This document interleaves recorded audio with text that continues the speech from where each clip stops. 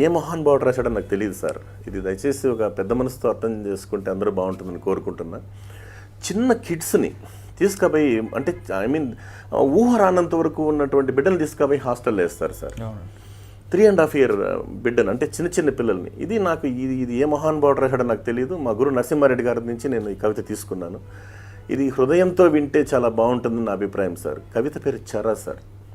ఆ బిడ్డ పడే ఆవేదన, అమ్మా ఈ బాల్యం ఒక పూల హారంలా నీ కంఠానికి హత్తుకొని ఉండాలనుకున్న నన్ను గోవు నుంచి దూడను విడదీసినట్లు ఎందుకమ్మా ఈ హాస్టల్కు పంపించావు? గడ్డి దూడకు చేపులొచ్చి పాలిచ్చి ఆవులుంటాయి, కానీ గడ్డి దూడలాంటి ఆయాలు అమ్మలవుతారా ఎక్కడైనా? 3.5 ఏళ్లకే నేనంటే మొహం మత్తిందా అమ్మ? నాకీ మెట్ల మంచాల ఒంటరితనం వద్దు, నీ సందిట చేరి నిండారయ్యే నిద్రమత్తు కావాలి. వచ్చి నాని మెలకువతో వదనంలా కమ్మేసే నేల కొంగు చీర ఛాయ కావాలి. బ్రెడ్డు జాము గ్రుడ్డు నోటికి పోవడం లేదు, గుజ్జుగా కలిపిన నీ చేతి గోరుముద్దలే కావాలి. బార్లుగా బాత్రూముల వైపు నడిచి వెళ్లే మా నగ్నత్వానికి కళ్ళు నీటి కుండీలవుతున్నాయి. మురికి కంపు కొట్టే మా బోట్ల ర్యాక్ వైపు నువ్వెప్పుడూ రావు.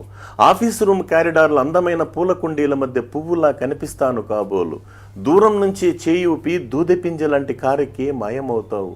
నాన్న సరే రాతి గుండెగల మగాడు, అమృతత్వానికి మారు పేరైన అమ్మవే, డబ్బు హోదాకు చిహ్నంగా కుక్క పిల్లతో సహా మీతో ఉంచుకొని రక్తం పంచుకు పుట్టిన నన్ను ఈ రెసిడెన్షియల్ జైలు కటకటాల్లో జీవరహితంగా బ్రతకమని నిర్దేశించారు. ఇది ఆలోచించాల్సిన విషయం సార్. నేనేం